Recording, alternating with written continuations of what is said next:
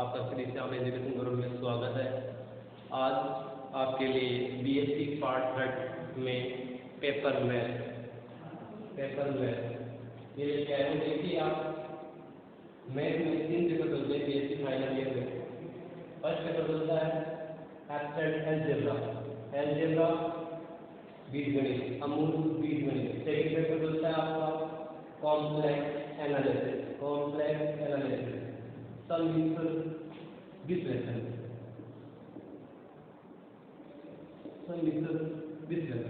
और आपका third paper है गति विज्ञान, जिसमें 2 पेपर चलता है थर्ड में, गति विज्ञान और स्थिति विज्ञान। गति विज्ञान डायनेमिक्स और स्थिति विज्ञान स्टैटिक्स। ये तीनों पेपर देंगे।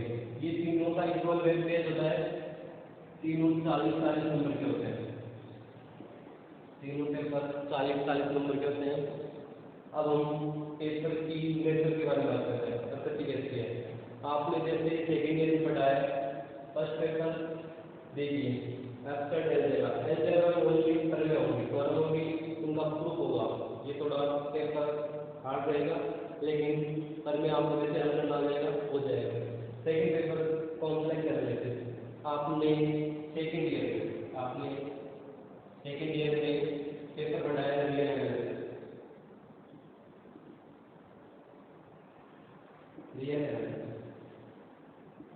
इस पेपर को मॉडिफाई करेंगे, इसका अगला पार्ट कॉम्प्लेक्स एनालिसिस होगा। और गति विज्ञान इसके बारे में आपको पता है, ये मैकेनिक्स के पार्ट है, फिजिक्स के डेरिवेशन की तरह होंगे। अब हम इस पेपर के बारे में चर्चा करेंगे।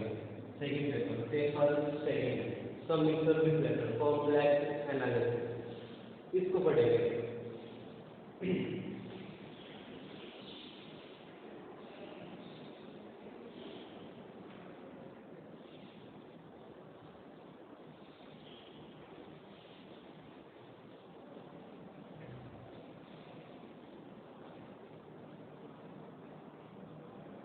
अपना पेपर है कॉम्प्लेक्स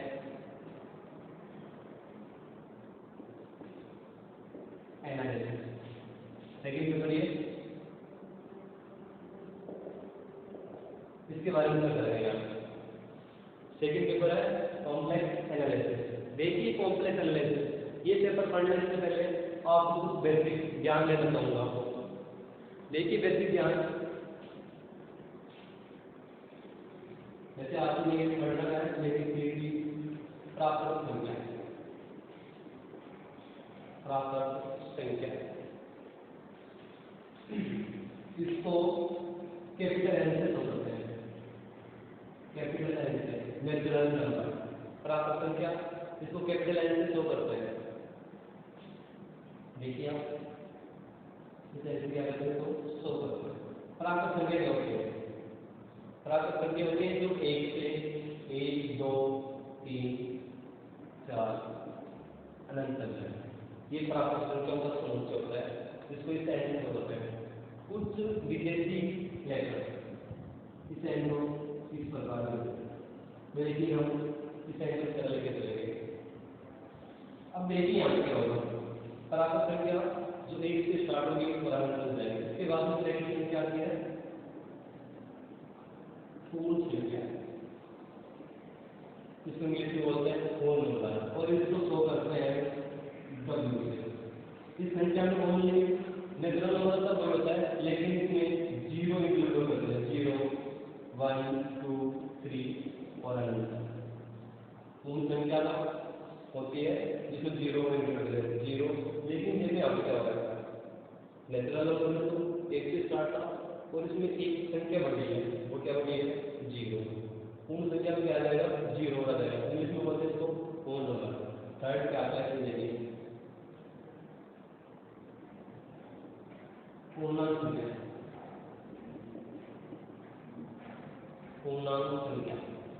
इसको बोलते हैं इंटीजर। इसको I और Z से शो करते हैं, I और Z से शो करते हैं। और पूर्णांक संख्या होती है वो -∞ से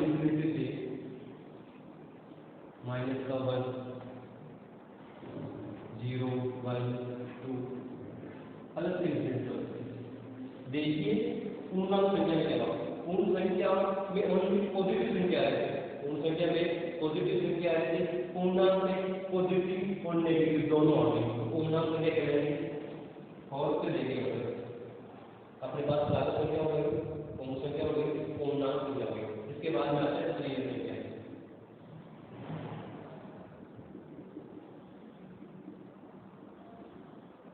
परिमेय संख्या इसको कैपिटल क्यू से शो करते हैं। परिमेय संख्या रैशनल नंबर, परिमेय संख्याओं का समुच्चय देखिए हम परिमेय संख्याओं वे संख्याएं जो p बटा q के रूप में लिखते हैं, वे संख्याएं जो p बटा q के रूप में लिखते हैं परिमेय संख्या कहते हैं। p बटा q तो जहाँ पे q का मान 0 नहीं होना चाहिए, यदि q का मान 0 हो जाएगा तो ये क्या हो जाएगा इनफिनिटी, तो q का मान 0 नहीं होना चाहिए। और यहाँ पे जहाँ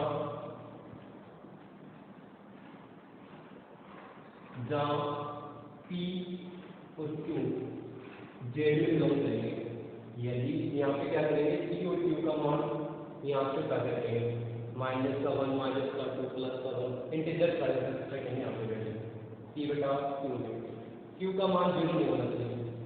तो आप इसका एक बार सिंपल मेथड आप ले सकते हो।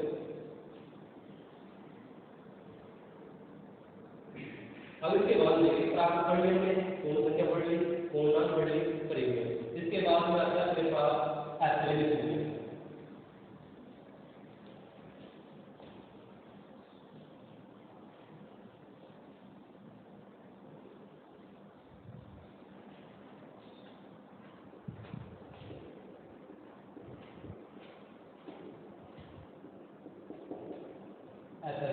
इरेशनल नंबर, ये संख्या बढ़ाने का मतलब अभी बताऊंगा मैं क्यों बढ़ा रहा हूँ, क्योंकि अपने को पढ़ना है कॉम्प्लेक्स नंबर। तो आपने जो सेकंड ईयर में पढ़ा है रियल नंबर तक बढ़ा रहा, रियल नंबर से जो बड़ा सेट होता है वो कॉम्प्लेक्स का सेट होता है, इसलिए मैं ये थोड़ा बेसिक ज्ञान दे रहा हूँ आपको। तो देखिए यहाँ पे अपरिमेय संख्या, इसको क्यू डैश से शो करते हैं, और अपरिमेय संख्या का समुच्चय होता है वो क्या होता है देखिए यहाँ पे, इसमें x होता है, x जो होगा x का मान किसमें जेड के बिलोंग नहीं करना चाहिए, या सॉरी परिमेय संख्या में बिलोंग नहीं करना चाहिए। तो अभी x का मान जो परिमेय संख्या नहीं होगी, जो परिमेय संख्या नहीं होगी वो क्या होगी अपरिमेय संख्या होगी। जैसे रूट दो की वैल्यू मुझे 1.141 ऐसा कुछ होगा, तो इसमें क्या होगा, ये अनंतर चलेगी। इसी प्रकार रूट 3 की वैल्यू 1.732 ये अनंतर चलेगी। पाई ई, अब देखिए यहाँ पे पाई क्या है, पाई को देखिएगा, पाई की वैल्यू 22/7 होती है, और 22/7 तो परिमेय संख्या होना चाहिए। अरे पाई को मैंने बताया कि परिमेय संख्या है, लेकिन पाई की वैल्यू क्या होगी 22/7, और 22/7 की का क्यों रूप में ये क्या होना चाहिए परिमेय संख्या होना चाहिए।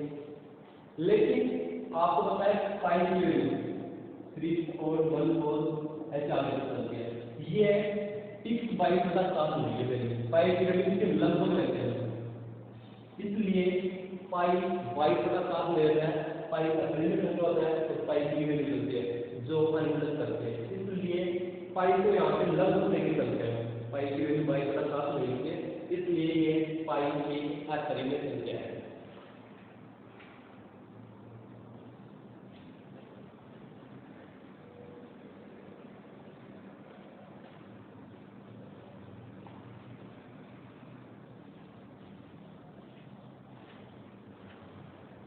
इसके बाद में आता है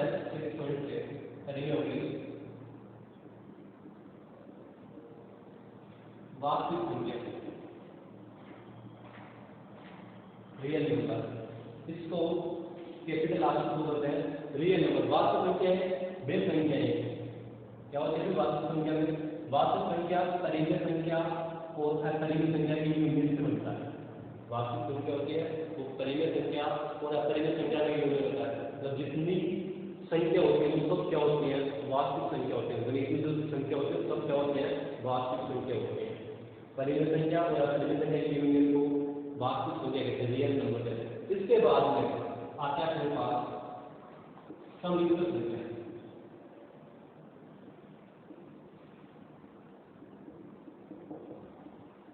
कॉम्प्लेक्स नंबर, इसको कैपिटल सी से शो करते हैं। समिश्र संख्या क्या होती है, देखिए यहाँ पे समिश्र संख्या होती है x प्लस का आयोटा y, x प्लस का आयोटा y, जहाँ x y रियल नंबर में बिलोंग करते हैं, जहाँ x y रियल नंबर में बिलोंग करते हैं। अब देखिए यहाँ पे, और इसको कैपिटल शो करते हैं, यहाँ पे कैपिटल सी से शो करते हैं, और यहाँ पे z इक्वल टू लेके चलते हैं x प्लस का iota y, z equal to x plus का आयोटा y लेके चलते हैं। ये समिश्र संख्या होती है। इस समिश्र संख्या को बताने के लिए आपको मैंने सबसे पहले नेचुरल नंबर बताया, फिर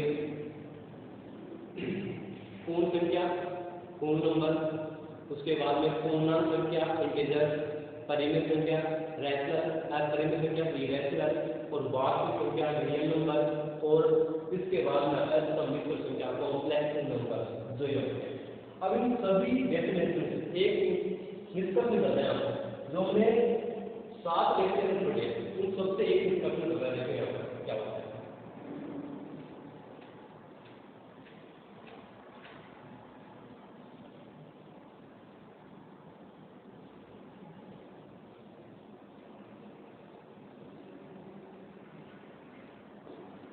देखिए सबसे पहले बताया नेचुरल नंबर। नेचुरल नंबर होता है तो क्या होता है, 1 से स्टार्ट होता है, अनंत तक जाता है। इसके बाद में बताया आपको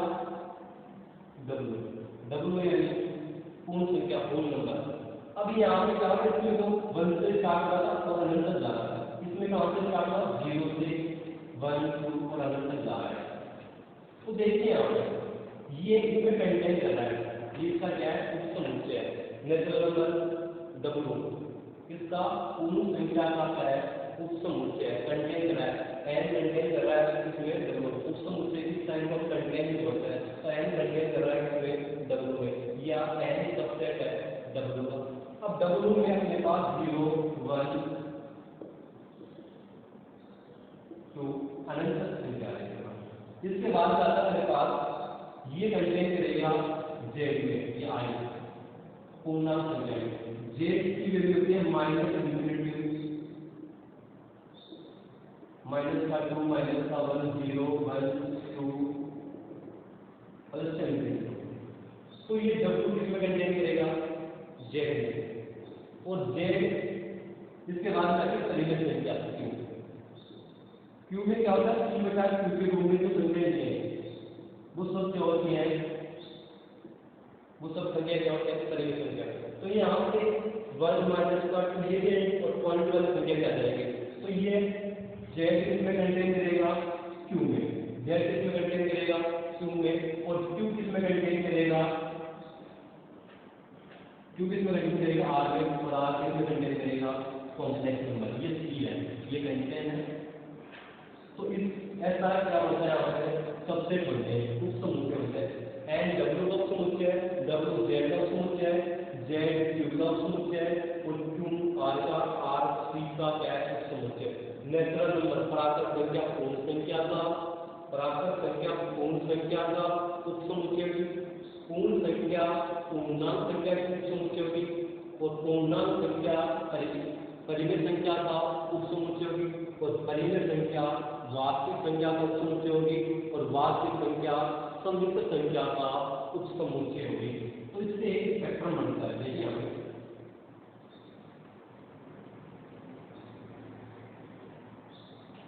सबसे छोटा सेट है, सेट है समुच्चय है। इसके बाद में क्या आ रहा है मेरे पास, इससे बड़ा सेट है w पूर्ण संख्या। इसके बाद में आ रहा है मेरे पास z पूर्णांक संख्या। पूर्णांक संख्या के बाद में मेरे पास सबसे बड़ा सेट आ रहा है परिमित संख्या, और परिमित संख्या के बाद में सबसे बड़ा सेट आ रहा है मेरे पास रियल नंबर। जो यहाँ तक हमने ये संख्या तक का ज्ञान हमने सेकंड ईयर में बताया, रियल एनालिसिस बताया। अब इससे जो अधूरा ज्ञान बच गया था मेरे पास, जो ज्ञान रह गया था, वो कॉम्प्लेक्स में पकड़ेंगे। और सबसे बड़ा सेट यहाँ पे कॉम्प्लेक्स नंबर का होता है, सबसे बड़ा सेट कॉम्प्लेक्स का। यहाँ से इस डायग्राम से, इस स्पेक्ट्रम से ये निष्कर्ष निकल रहा है कि सबसे छोटा सेट नेचुरल नंबर का, उससे बड़ा सेट पूर्ण संख्या का, उससे बड़ा सेट पूर्णांक संख्या का, उससे बड़ा सेट रियल संख्या का, उससे बड़ा सेट रियल संख्या का, वास्तविक संख्या का, और उससे बड़ा सेट कॉम्प्लेक्स नंबर का, सम्मिश्र संख्या का। यानी यहाँ से एक निष्कर्ष निकलता है कि सबसे बड़ा सेट सम्मिश्र संख्या का होगा। और अपने को ये सम्मिश्र संख्या अपने को कॉम्प्लेक्स एनालिसिस करना है, इसलिए मैंने बताया कि z क्या होता है x प्लस अल्फा y। ठीक है, ये उदाहरण का होगा। ठीक है, इसको ले लें।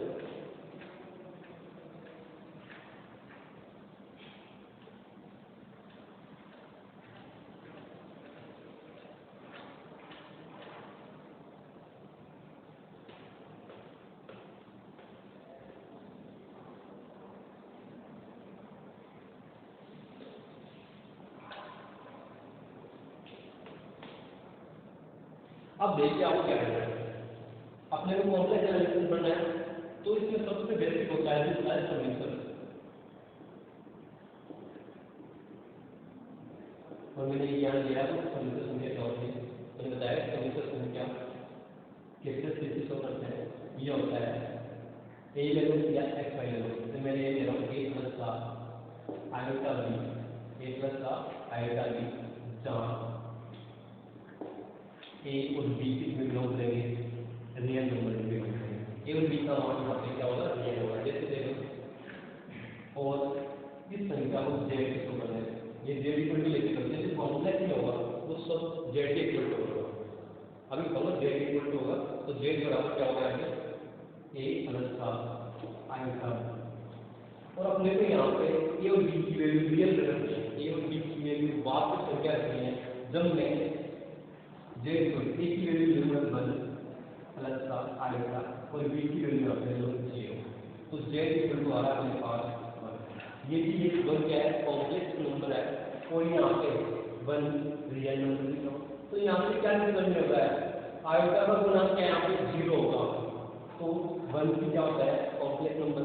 यानी आयोटा का गुणांक 0 होने पर 1 2 3 5 6 जो माइनस में है प्लस में होता है, जो भी संख्या है वो रियल संख्या कॉम्प्लेक्स संख्या भी होती है। मैंने बताया ये था।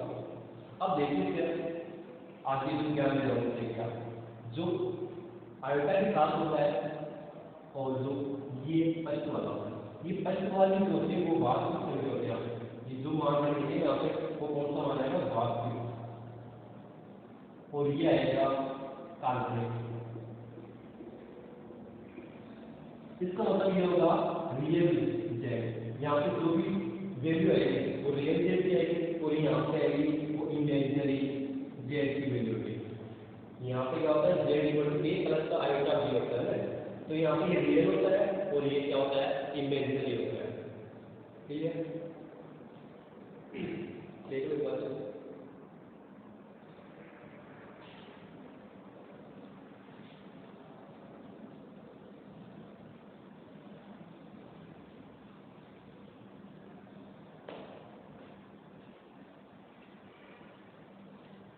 मैंने बताया कि जेड इक्वल टू क्या है, यहाँ पे एक्स प्लस का आयोटा बी। आप चाहो तो यहाँ पे एक्स प्लस का आयोटा वाई लिख सकते हो या ए प्लस का आयोटा बी लिख सकते हो। तो अभी मैंने ए और बी में लेके बताइए, राइट में देखो एक्स क्या होगा यहाँ पे, अलविदा रियल जेड होगा, वाई क्या होगा यहाँ पे, इमेजिनरी जेड होगा। ठीक है, ये होता है। अब देखो यहाँ पे जो मेरे पास Z equal to x plus का आयोटा वाई होगा, मैं इसको किसी ऑर्डर पेयर में लिखूं, कर्ली ट्यूबिंग में लिखूं, ऑर्डर पेयर में लिखूं इसका, तो ये कर्ली ट्यूबिंग क्या होगा, इसका कर्ली ट्यूबिंग होगा यहाँ से एक्स कोमा वाई। अब देखो ये क्या होगा, एक्स कोमा वाई क्या है। हम यहाँ पे इसको समझने के लिए क्या करते हैं, एक्स वाई प्लेन बनाते हैं।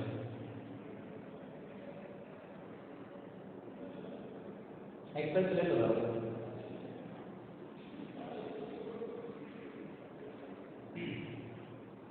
ये वाई एक्स होता है, ये वाई एक्स, ये एक्स होता है, और ये एक्स होता है। ठीक है, अब देखिए यहाँ पे क्या होगा, ये एक्स वाई प्लेन होता है पूरा, जो पूरा होता है वो क्या होता है, एक्स वाई प्लेन। और इस प्लेन को एक्स वाई प्लेन को कॉम्प्लेक्स में सममित तल बोलते हैं। क्या बोलते हैं? सममित तल बोलते हैं।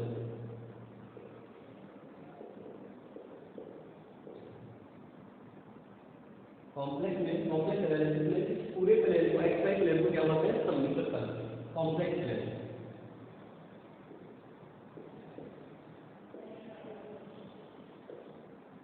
Complex plane. और इसका सेकंड नाम और होता है इसको आर्गेन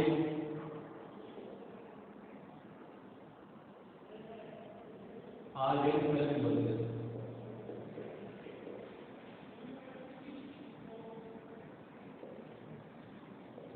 आर्गेन प्लेन जो अपने पास एक्स वाई प्लेन होता है सममित, इस सममित रिलेशन में जो अपने पास कॉम्प्लेक्स एनालिसिस इसमें इस एक्स वाई प्लेन को सममित तल बोलेंगे। एक्स वाई प्लेन को क्या बोलेंगे? सममित तल बोलेंगे। तो इसका सेकंड नाम है आर्गेन तल, आर्गेन प्लेन। अब देखिए क्या होता है, मेरा है जेड कॉम्प्लेक्स में जो भी संख्या आएगी, कौन सी सममित संख्या, वो किससे? जेड इक्वल टू आएगी। तो जेड इक्वल टू क्या मानेंगे? एक्स प्लस का आयोटा वाई। मैंने बताया जो आयोटा के साथ होता है वो क्या होता है? इमेजिनरी होता है। जो आयोटा के साथ होता है वो क्या होता है? इमेजिनरी होता है। तो जो आयोटा के अलावा एक्स वाला, एक्स की जगह जो वैल्यू आएगी वो क्या होगी? रियल वैल्यू होगी। ये होता है। और इसका यदि कर्व बिंदु लेंगे तो क्या है? X y. अब देखिए एक्स वाई मैं जेड इक्वल टू लेता हूं यहां पे 3 प्लस का आयोटा 4। तो इसका कर्व बिंदु कितना हो जाएगा? यहां पे 3 4। तो जो से इसको ग्राफ में लेते हैं तो मान लो 3 यहाँ पे 4 यहाँ पे, तो ये यहाँ पे 3 4। ये एक्स की वैल्यू क्या है? ये किसकी वैल्यू क्या है? वाई। ये एक्स की वैल्यू है। तो ये कॉम्प्लेक्स प्लेन में यहाँ पे जो जेड होता है वो एक्स वाई के रूप में आएगा। किसके रूप में आएगा? एक्स वाई के रूप में आएगा कॉम्प्लेक्स प्लेन में। ये एक्स होगा और ये अपने पास क्या होगा? वाई होगा। क्लियर क्या?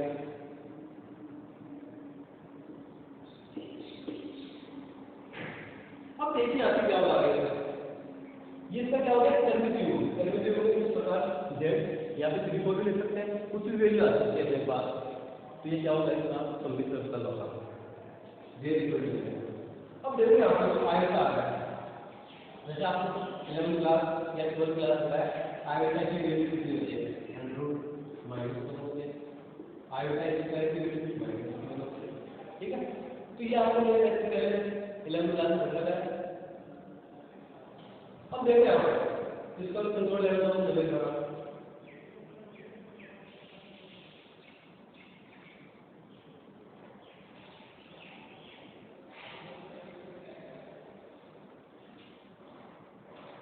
ये कॉम्प्लेक्स है एक बार कर लिया z equal to x plus iota वाली लिमिट, जो एक्स वाली वैल्यू तो रियल होती है, जो आयता के साथ आता है वो इमेजिनरी होता है।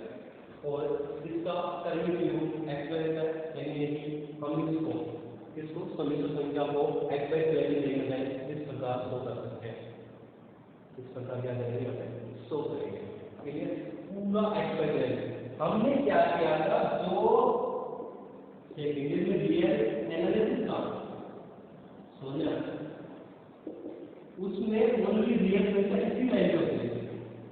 इस लाइन पे क्या होती है? रियल संख्या होती है। तो इससे आगे का रूप, कॉम्प्लेक्स एनालिसिस में क्या होता है? पूरा एक्स वाई प्लेन, पूरा एक्स वाई प्लेन काम आता है। और रियल एनालिसिस में ओनली एक्स प्लेन काम आता है। जो एक्स प्लेन है वही काम आता है। इसमें पूरा एक्स वाई प्लेन काम दे रहा है। ठीक है, इससे आगे देखिए आप,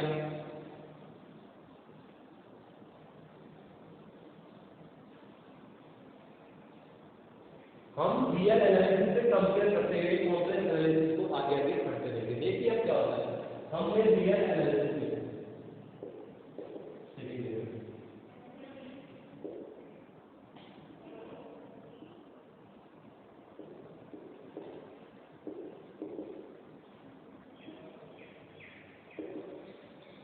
रियल एनालिसिस में वाई एक्सेस टू कलर लेते हैं। रियल एनालिसिस में क्या करते हैं? रियल एनालिसिस में ऐसा करते हैं की कोई भी फलन ग्रहण था वो y equal to f x होता था, और यहाँ पे x की रियल वैल्यू रखते थे, यहाँ पे x की क्या रखते थे, रियल वैल्यू रखते थे, तो ये फलन कहलाता था वास्तविक संख्याओं का फलन। ये क्या होता है, यहाँ पे जैसे ही x की क्या, यहाँ पे x को रियल संख्या में क्या रहता है, बिलोंग करते थे, तो यहाँ पे जैसे जैसे x की रियल नंबर रखते थे तो ये कहलाता था वास्तविक संख्याओं का फलन, रियल नंबर का फंक्शन कहलाता है, वास्तविक संख्याओं का फलन कहलाता है। लेकिन अब कॉम्प्लेक्स में ये फलन नहीं चलेगा, कॉम्प्लेक्स में चलेगा w equal to f(z), w बराबर f(z). यहाँ पे क्या करेंगे, z की जगह z को कॉम्प्लेक्स नंबर में बिलोंग कराएंगे, z को कॉम्प्लेक्स नंबर में क्या कराएंगे, बिलोंग कराएंगे, यानी यहाँ पे समिश्र संख्या रखेंगे, z की वैल्यू समिश्र संख्या रखेंगे, तो ये फलन कहलाएगा समिश्र संख्याओं का फलन।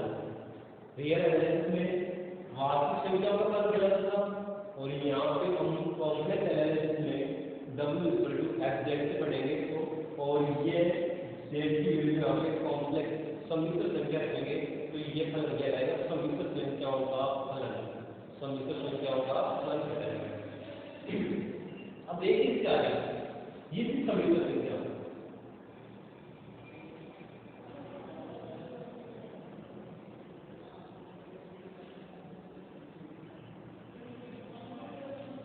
अब देखते हैं जैसे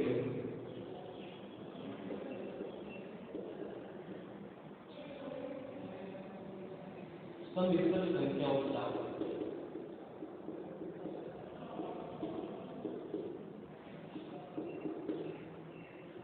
यही तरह से देखो संयोजन लिख सकते हैं,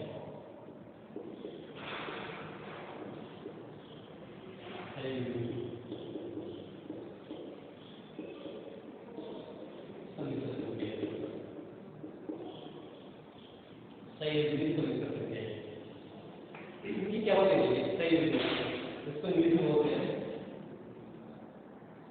conjugate, conjugate, conjugate complex, conjugate complex,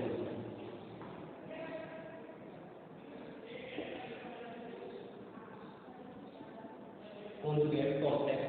ये क्या होता है, ये भी z इक्वल टू मेरे पास क्या होता है, x प्लस i क्या होता है, ये भी मेरे पास ये क्या होता है, समिश्र संख्या होती है, z equal to x plus i क्या होता है, देन हम देखिए यहाँ क्या होगा, z कैसे कैसे चलेगा, संयुग्म में क्या करेंगे, संयुग्म में क्या करेंगे, कॉन्जुगेट में क्या करेंगे, समिश्र संख्या होगी, वहां पे क्या करेंगे, x कैसे कैसे रहेगा, x तो ऐसे कैसे रहेगा, लेकिन जो आयोटा आता है जहाँ पे आयोटा आता है उसका साइन है, यदि प्लस आ रहा तो माइनस आ रहा तो प्लस कर देंगे, अभी यहाँ पे क्या है, तो यहाँ पे साइन चेंज हो जाएगा, क्या हो जाएगा माइनस आयोटा, और यहाँ पे साइन भी ले रहे हैं इसको इक्वल लगा देंगे, ये इसका संयुग्मी कहलाएगा, इसका क्या कहलाएगा, संयुग्मी कहलाएगा, ये इसका संयुग्मी कहलाएगा, क्लियर क्या, इसका संयुग्मी कहलाएगा, समझ सकते हो, ठीक है,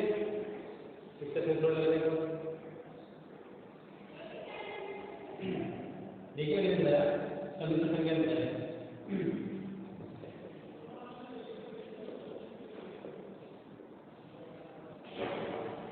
सही बताया,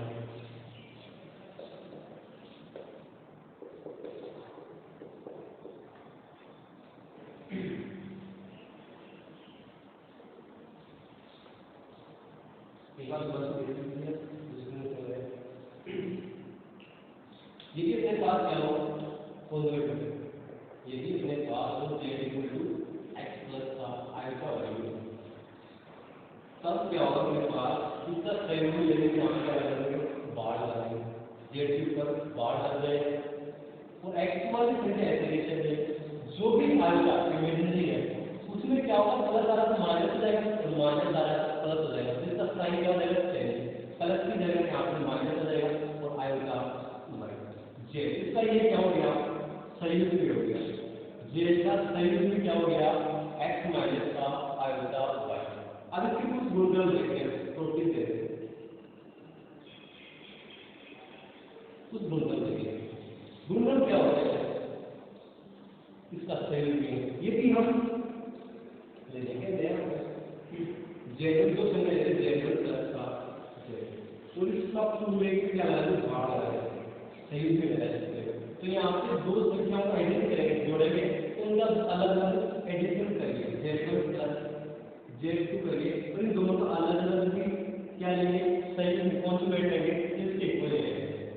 यदि यहाँ पे मैं माइनस जेड माइनस जेड, इसका मैं सही भी लूँ, इसको आगे ये किसके इक्वल होगा, ये भी होगा जेड का बार माइनस जेड का बार।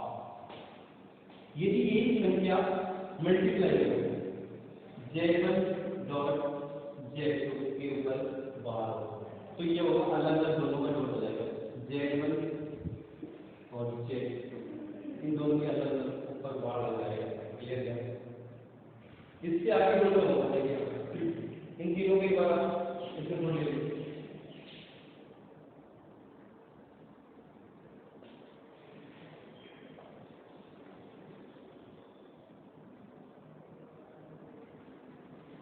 अब इससे आगे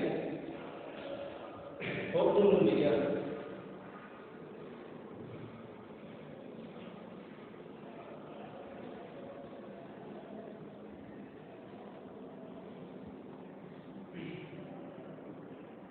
ये भी दोनों कौन जेड और जेड बट्टे में हो तो पूरे के ऊपर बार हो, इन दोनों का अलग अलग हंस में अलग से बार हो जाएगा और हर में अलग से बार, ये इसका सहयोग होता है। यदि जेड प्लस जेड बार समीकरण संख्या और समीकरण संख्या का सहयोगी हो, सहयोगी समीकरण संख्या हो और समीकरण संख्या, ये दोनों है। ये देखिए क्या हो जाएगा, मतलब आपको पूरा अच्छा करना है। यहाँ पे क्या है, जेड की वैल्यू, जेड की वैल्यू क्या है, एक्स प्लस का आयोटा प्लस सहयोगी जेड का सहयोगी जेड बार की वैल्यू क्या है, एक्स माइनस का आयोटा। अब इन दोनों को ऐड करेंगे तो ये जाएगा एक्स प्लस का आयोटा प्लस एक्स माइनस का आयोटा, माइनस आयोटा से प्लस का आयोटा क्या हो जाएगा, कैंसिल हो जाएगा, तो x और x क्या हो जाएगा, 2x, x 2x हो जाएगा। तो यहाँ पे मेरे पास आया z plus z bar equal to 2x, और x को मैंने बताया था क्या लिखा है, x को जो x संख्या होती है वो क्या होती है, मेरे बताएगा x क्या होती है, यहाँ पे रियल जेड होता है और y क्या होता है, यहाँ पे इमेजिनरी होता है। ये वास्तविक संख्या होती है और ये काल्पनिक संख्या होती है। तो z प्लस जेड बार, तो यहाँ पे x आ रहा है, तो x की जगह पे क्या रख सकता हूँ, रियल जेड हो सकता हूँ, तो ये क्या होगा 2 रियल जेड इक्वल टू होगा, ये दोनों होता है। इसी प्रकार 6 नंबर दिया, यदि z प्लस प्लस आ गया तो यहाँ पे माइनस, ये नंबर दिया 6 वाला है।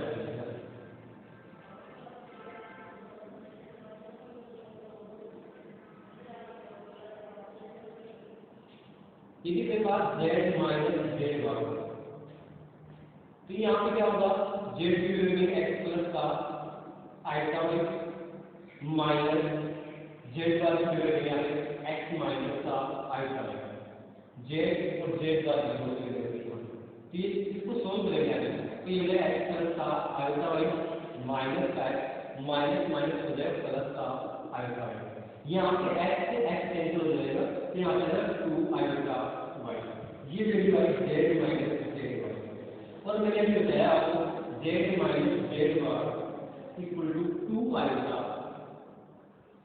ठीक है 2 आयोटा, और यहाँ पे बताया y को क्या हो जाएगा, इमेजिनरी जेड, जो हो जाएगा इमेजिनरी जेड। ये भी अच्छा गुण है, ये भी अच्छा इसका इससे थोड़ा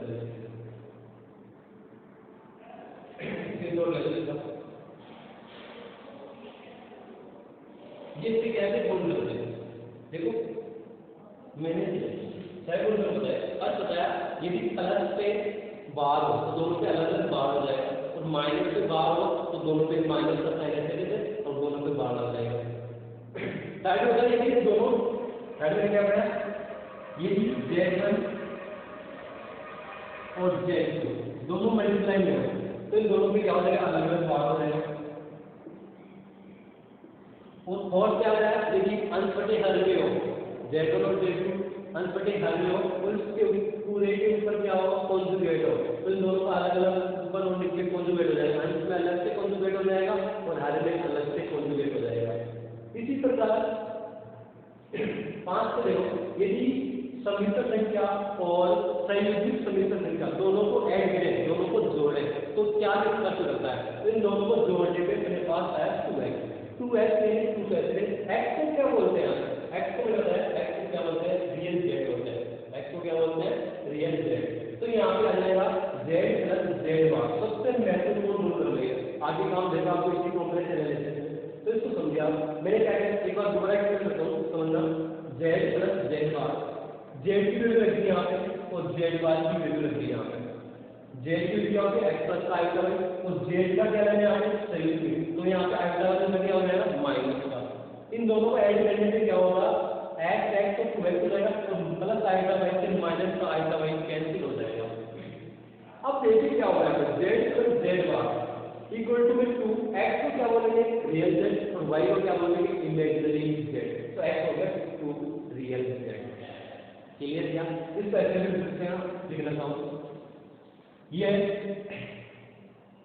रियल z इक्वल टू हो जाएगा z प्लस का z बार अपॉन 2। इसको इस प्रकार में अच्छा बोल रहा है। अब देखो इस नंबर पे क्या हो जाएगा, यदि ये तो प्लस है, यदि ये तो किसमें प्लस, ये माइनस वाले z संयुग्मित संख्या में से समीकरण संख्या में संयुग्मित संख्या के अंदर घटा दे z माइनस का z बार। तो x प्लस का आइटा z की वैल्यू माइनस ऐसे कैसे और z बार की वैल्यू है x माइनस का आइटा y। तो x प्लस का आइटा y, ये माइनस का x हो जाएगा तो ये माइनस माइनस प्लस का आइटा y। यहाँ पे x x क्या हो जाएगा कैंसिल, तो अपने पास आ जाएगा 2 आइटा y, 2 आइटा y। तो ये आगे z माइनस z बार की वैल्यू है 2 आइटा इमेजिनरी z। और मैं इसको इस प्रकार भी लिख सकता हूँ, देखिए आप क्या लिखूंगा, अपने पास जो 6 वाला गुणधर्म 6 प्रॉपर्टी क्या है मेरे पास, z माइनस का z bar equal to 2 iota imaginary z। तो इमेजिनरी z को इस प्रकार भी लिख सकते हैं, z माइनस का z बार बटे में 2 आइटा, ये इमेजिनरी z की वैल्यू है। क्लियर क्या, एक ही चीज पर, ठीक है। ये था हमने क्या लिया, संयुग्मित संख्या ली। संयुग्मित संख्या के बाद मैंने बताया आपको कि z equal to x plus का आइटा y होता है, तो वहाँ पे संयुग्मित में लेंगे तो z के ऊपर बार लग जाएगा और जो आइटा वाले संख्या के प्लस में होगी तो इसका संयुग्मित में लेंगे तो साइन क्या हो जाएगा, प्लस है तो माइनस हो जाएगा, माइनस है तो प्लस। यदि यहाँ पे एक और होते हैं यहाँ पे नहीं बताया इसका संयुग्मित, यदि हम z बार के ऊपर क्या लगाएं बार, z बार के ऊपर क्या लगाएं बार लगाएं, z बार के ऊपर क्या लगाएं बार लगाएं, तो देखिए यहाँ पे क्या हुआ, z का संयुग्मित हुआ, यहाँ पे क्या आ जाएगा माइनस, माइनस आ गया। अब मैं दोबारा से इसका बार हुआ यानी इसका संयुग्मित हुआ, टाइप करते हैं, अब क्या होगा दोबारा से मतलब यहाँ साइन के अंदर प्लस माइनस है तो इसका क्या हो जाएगा प्लस का, प्लस का होगा तो यहाँ पे क्या होगा कि प्लस आएगा तो एक की वैल्यू जाएगी z की बराबर हो जाएगी, तो z का बार का दोबारा से बार लेने से वापस से क्या आ जाएगा z आ जाएगा, वापस से क्या आ जाएगा z।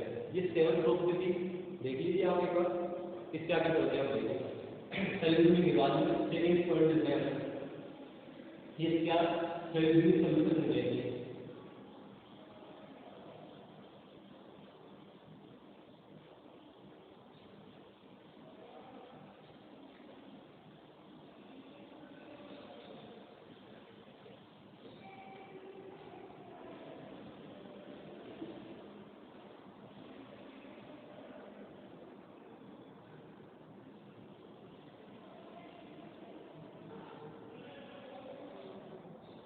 इसके बाद करते हैं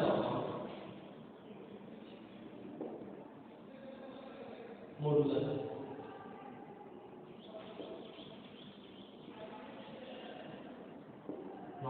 मॉडुलस देखिए मापांक क्या होता है। मापांक समझने के लिए एक बार देखिए, और जो भी हमने एक्सपेक्ट लेवल है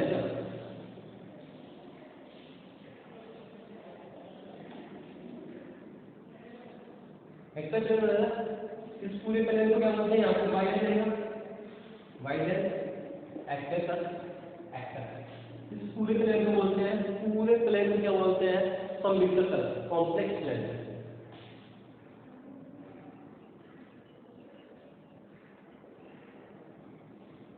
कॉम्प्लेक्स प्लेन और सेकंड नाम है इसका आर्गेंट प्लेन।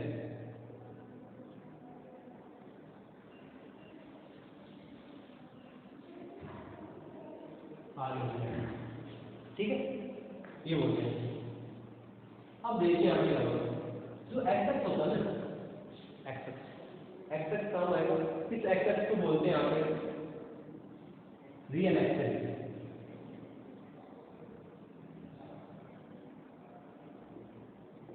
रियल एक्सेस और जो ये वाई प्लेन होता है, ये वाई एक्सेस होता है, इसको बोलते हैं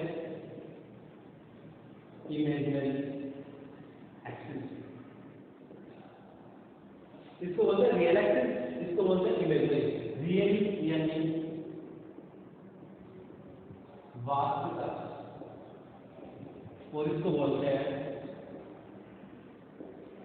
काल्पनिक अक्ष। और इसको पूरे को क्या बोलेंगे,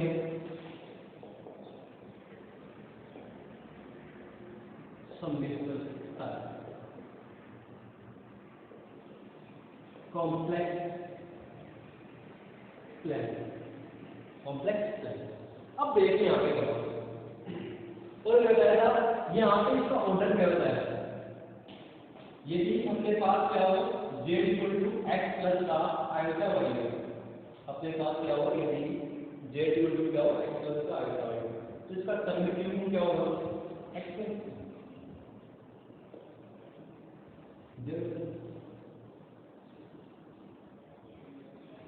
अब देखिए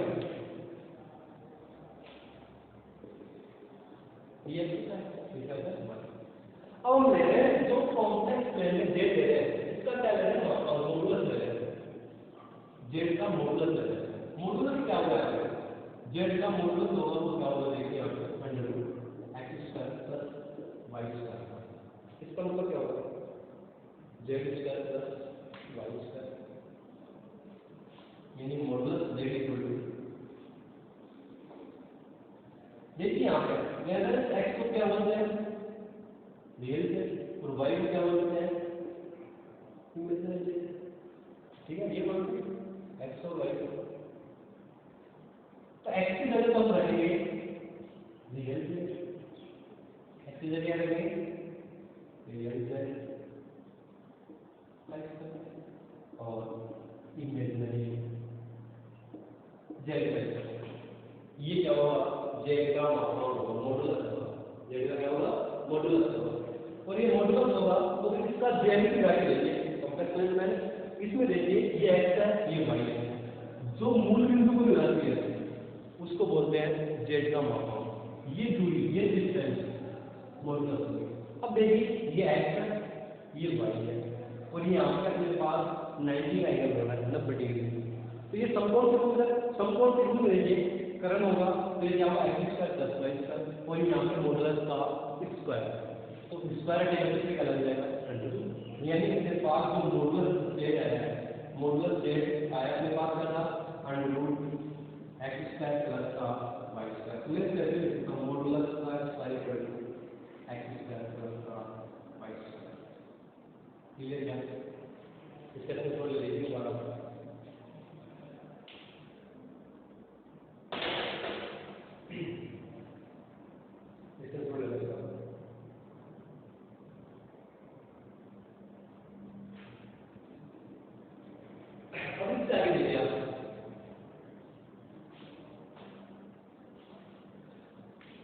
मॉडुलस क्या होता है, यदि कोई भी सममितीय संख्या होती है z का x प्लस का y, उसी का क्या है मॉडुलस मापांक लेना है। तो यहाँ पे क्या होगा x y का सैलरी स्क्वायर करके क्या रहता है और इसके लिए z की वैल्यू बता दी ये क्या होता है z होता है। तो यहाँ पे z की वैल्यू क्या हो जाएगी under root x square plus का y square under root x square plus का y स्क्वायर क्लियर है। और लेना है x को क्या होता है रियल z होता है रियल z का स्क्वायर और y को क्या बोलते हैं इमेजिनरी z का स्क्वायर और मॉडुलस z इक्वल टू मेरे पास ये आ गया ये और ये यहाँ से अंडर रूट हटेगा यहाँ से अंडर रूट हटेगा तो इस पे क्या लग जाएगा स्क्वायर लग जाएगा। तो मॉडुलस z का स्क्वायर इक्वल टू क्या हो जाएगा x square plus y square और इसकी क्या थी थ्योरम की व्याख्या। अब देखिए मॉडुलस मापांक में इसके कुछ मॉडुलस देखिए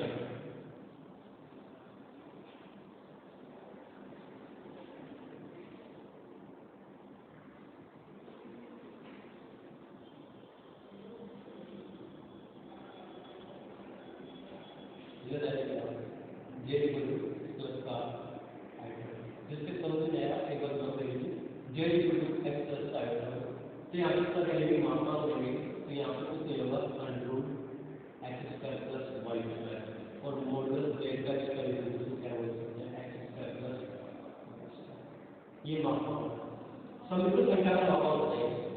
ये क्या होता है समिश्र संख्या का मापांक समिश्र संख्या का मापांक क्या होता है x स्क्वायर प्लस का y स्क्वायर किससे अंडर रूट। अब इसके कुछ मूल्य बनाओ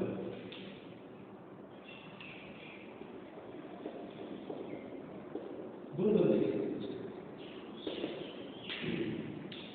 इसका फर्स्ट रूल बनाना चाहिए। यदि दो संख्या z1 z1 और z2 तो इससे पहले देखो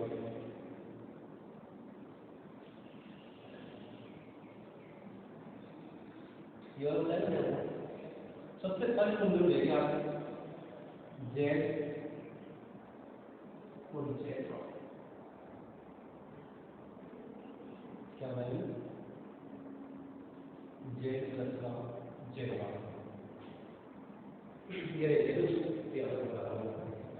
ये z प्लस का z इसको दोनों समझिए z प्लस का सॉरी z मल्टीप्लाई में z आप समझे आगे क्या होगा z डॉट z वहाँ पे नहीं आ रहा आता मैं लिख दूंगा वहाँ पर क्योंकि यहाँ पे जो पहले मॉडुलस के बारे में तो यहाँ पे देखिए आप z डॉट z क्या होगा इसका मॉडुलस देखिए z की वैल्यू को होता है क्या है x प्लस का आइटम डॉट z बार इसका सही क्या होगा x माइनस का आइटम ये होगा और इन दोनों को क्या करेंगे मल्टीप्लाई करेंगे। तो देखिए अपने पास वैल्यू क्या हो a प्लस का b और a माइनस का b तो इसको क्या लिखते हैं a स्क्वायर माइनस का b स्क्वायर a प्लस का b a माइनस इस तरह एक बार प्लस में एक बार माइनस में तो इसको क्या लिखेंगे a square minus b square यानी x square minus x square minus iota y का होल स्क्वायर तो ये x square minus iota square में बताया क्या होगा आइटा का स्क्वायर में क्या होगा आइटा स्क्वायर मतलब माइनस का वर्ग तो ये माइनस माइनस करेगा प्लस और y का स्क्वायर हो जाएगा। फिर अपने पास किसकी वैल्यू आ गई z बार की वैल्यू z बार की क्या है अपने पास तो z डॉट z बार और अपने पास देखिए आप z डॉट z बार अपने पास देखिए यहाँ पे x square plus y square को क्या लिख सकते हैं मोड z का होल स्क्वायर तो ये भी मेरे पास मोड z स्क्वायर है मोड z का क्या है स्क्वायर उसको क्या लिख सकते हैं z डॉट z बार। एक बार आप इसका स्क्रीनशॉट ले लीजिए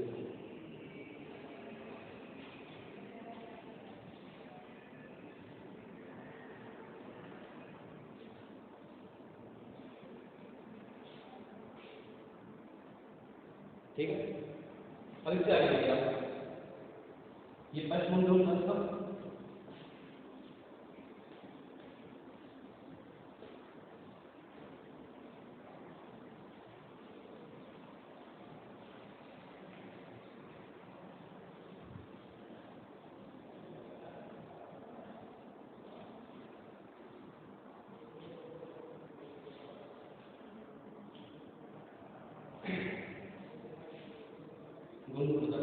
मापांक के गुण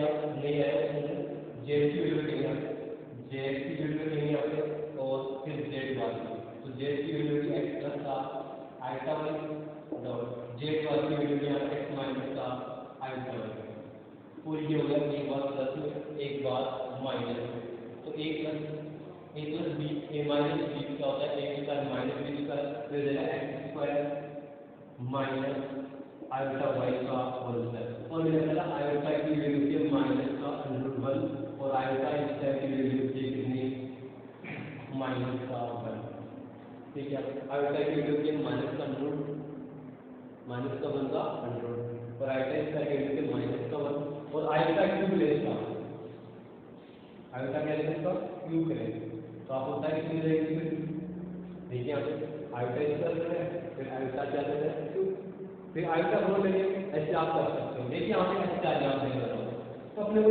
कितनी वैल्यू आ रही है आयोटा स्क्वायर और आयोटा स्क्वायर की वैल्यू है कितनी हो जाएगी आयोटा स्क्वायर की वैल्यू हो जाएगी माइनस का 1 आयोटा स्क्वायर की वैल्यू हो जाएगी माइनस का 1 ठीक है आयोटा स्क्वायर की वैल्यू माइनस का 1 और आयोटा की वैल्यू हो जाएगी माइनस का 2 ये दोनों और आयोटा क्यूब की देख लो आप आयोटा क्यूब की वैल्यू आ जाएगी यहाँ पे क्या करेंगे आयोटा की वैल्यू का क्या करेंगे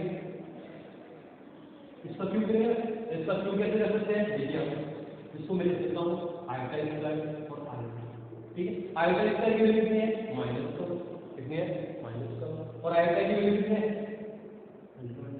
ठीक है तो इसको ऐसे लिख देते हैं ये वैल्यू रखने की जरूरत नहीं है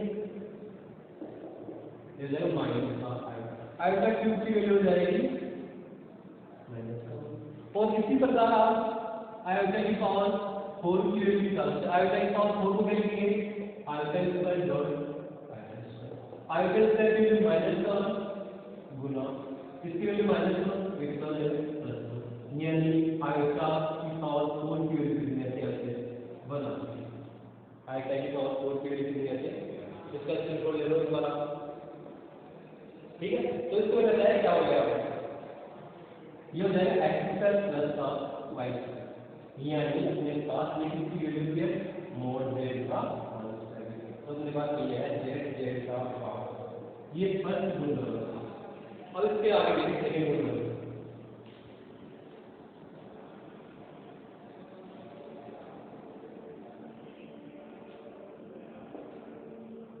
जब दो संख्या जेड और जेड बट्टे में जब तो संख्या जेड और जेड और इन दोनों का क्या हो मापांक इन दोनों का मापांक इस प्रकार लिखते हैं अंश का ऊपर और हर का नीचे अलग अलग मापांक लिखते हैं यदि दो संख्या घट वाला देखो यदि दो संख्या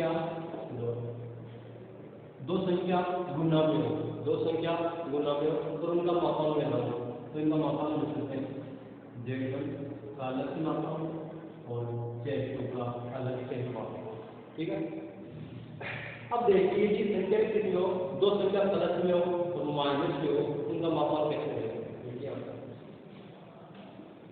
यदि अपने पास आ जाए जेड1 प्लस जेड2 का मापांक जेड1 प्लस जेड2 का मापांक ठीक है अपने पास आ जाए जेड1 प्लस जेड2 का मापांक ऐसे अगर आप इंडेक्स से जोड़ लेगा तो पूरा हो जाएगा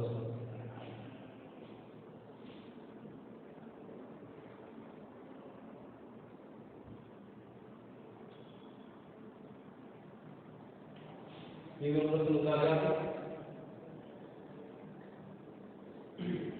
जेड2 का हो गया ये हो गया एक बार दो लाइन में करते हैं समझना मापांक क्या होता है मॉडुलस क्या है जिसके मेरे पास z equal to x plus का आयता है z equal to x plus का आयता है तो मोड देखो तो मापांक मॉडुलस का मोड कैसे है बता दिया z की व्याख्या है z की व्याख्या बताया है कि ये क्या होता है z की व्याख्या होती है यहां पे इसको z लेते हैं x और y ये होता है इसका y और ये x और ये x और यहां से मूल बिंदु से जो बिंदु होता है समीकरण तल में जो बिंदु उसकी दूरी को बोलते हैं यहाँ पे मापांक मोड बोलते हैं मोड ठीक है मोड बोलते हैं इसको तो इस दूरी को अब यहाँ से 90 का एंगल बनाएंगे फिर हो जाएगा समकोण त्रिभुज और समकोण त्रिभुज में क्या हो जाएगा x² प्लस y²। यहाँ पे मोड जेड की वैल्यू हो जाएगी आप एक्स स्क्वायर प्लस का वाई स्क्वायर का अंडर। इस प्रकार ये मापा गया है। अब मापा गया तो स्क्वायर का मतलब इसमें क्या लगेगा, फिर मेरे गुणन होता है क्या, जेड और जेड स्क्वायर का क्या होगा मापा हो, इसका क्या हो जाएगा होल स्क्वायर। कैसे आएगा बता दें, यदि अंश और हर में हो और यदि दो गुणा हो तो उनका मापांक कैसे निकालते हैं, क्लियर किया है। अब देखिए क्या है,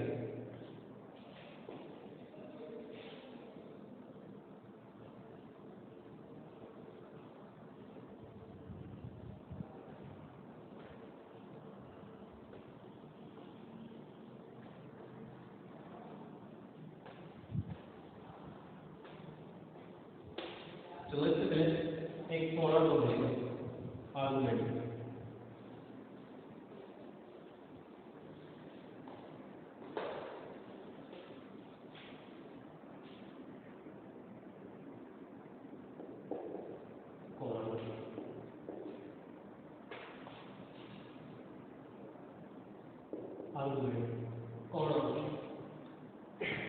जैसे भी मान बनाया था एक्स वाई प्लेन समीकरण सर, ठीक है, एक्स वाई यहाँ पे कभी भी वो मानता है एक्स और वाई,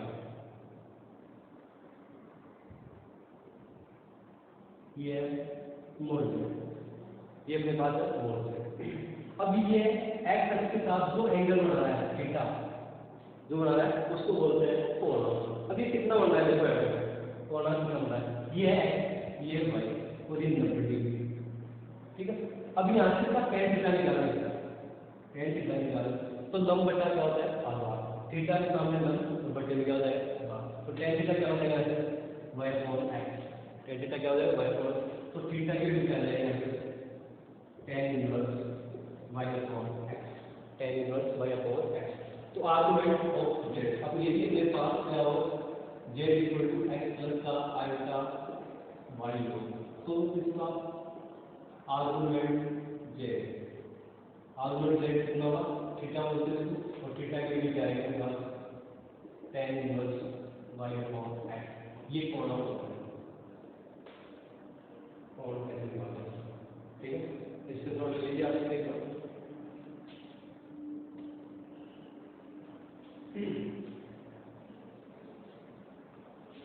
अब देखिए समीकरण क्या था, दूरी रूप लेते हैं इसका।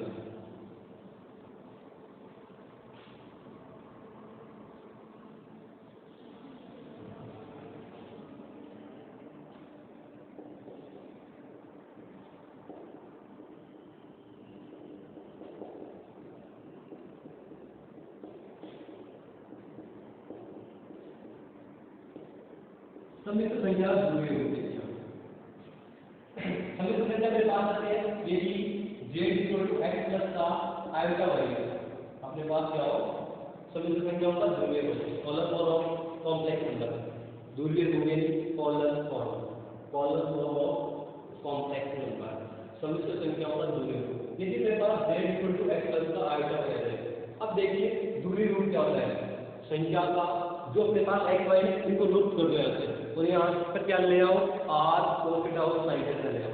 अब देखिए यहाँ से इसी प्रकार यहाँ से इसकी वैल्यू sin थीटा की और cos थीटा की वैल्यू निकालते हैं, sin थीटा और cos थीटा निकालते हैं। तो यहाँ से जो r होता है r वो इस मोड के इक्वल टू होता है, मोड के इक्वल होते हैं यहाँ पे r होते हैं। तो यहाँ से वैल्यू निकालेंगे कितनी sin की और cos की, देखने यहाँ से sin की और cos की वैल्यू निकालते हैं और किससे निकालेंगे लाल का पतला से, तो आपने n क्लास में बताया। अब देखेंगे sin थीटा की वैल्यू हो जाए लंब बटा कर्ण, लंब कितना यहाँ पे r और कर्ण कितना यहाँ पे लंब बटा कर्ण, लंब कितना थीटा के सामने y और कर्ण अपने पास r। तो यहाँ पे क्या होगा sin थीटा की वैल्यू निकालना है, इसको चेंज करना होगा देखो समझने एक बार आप निकालो, अपने को क्या करना है जैसे साइन और कोस भी चेंज करना है, साइन और कोस भी क्या करना है तो चेंज करना है। तो z इक्वल टू अपने पास x प्लस का आयोटा y, तो यहाँ से अपने को x की वैल्यू निकालनी होगी, इसकी वैल्यू निकालनी होगी, x की वैल्यू निकालनी होगी और y की वैल्यू निकालनी होगी, x और y की वैल्यू रखेंगे यहाँ पे। तो मैं बताया कि यहाँ से साइन की और कोस की वैल्यू निकालते हैं, किसकी निकालते हैं यहाँ पे देखिए आप साइन थी, यहाँ पे साइन थीटा निकालेंगे, साइन थीटा निकालेंगे, साइन में यहाँ पे क्या है लंब बटा करंट, लंब कितना है y और करंट कितना है r, ठीक है। तो y की वैल्यू यहाँ से जाएगी r साइन थीटा, y की वैल्यू कितनी जाएगी यहाँ से r साइन थीटा, और cos थीटा निकालते हैं, cos थीटा, cos में क्या आएगा आधा बटा करंट, आधा कितना है x बटा करंट कितना है r, तो यहाँ से x की वैल्यू जाएगी r cos थीटा, और अपने को क्या करना है x और y की वैल्यू यहाँ पे पुट करनी है, रखनी है। तो z इक्वल टू अपने पास आ रहा है x की वैल्यू क्या है r sin theta, sorry x की वैल्यू है r cos थीटा, x की वैल्यू अपने पास r cos थीटा प्लस का आएगा y की वैल्यू है r sin थीटा, और इन दोनों में r क्या है कॉमन है, तो r इक्वल टू हो जाएगा r कॉमन लेने पर आ जाएगा z equal to r common लेंगे ये हो जाएगा cos थीटा प्लस का आयोटा r कॉमन लेंगे आयोटा sin थीटा, क्लियर है आयोटा sin थीटा, वो तो z इक्वल टू आ गया r। अब देखिए क्या होता है, ये फॉर्मूला होता है cos थीटा प्लस का आयोटा sin थीटा, ये होता है इसका आयोटा थीटा की वैल्यू, इसकी वैल्यू क्या है आयोटा, तो ये z इक्वल टू इसी जगह क्या रखेंगे ये रखेंगे e की पावर आयोटा, ये क्या हो गया हम इसका संख्याओं का ध्रुवीय हो गया, इसको z इक्वल टू इस प्रकार लिख सकते हैं, इसको x प्लस आयोटा y को z इक्वल टू क्या लिख सकते हैं यहाँ पे r e की पावर आयोटा थीटा। आज के लिए इतना ही काफी है, इससे आगे कल देखना पूरा, ठीक है, इसका ले लीजिए।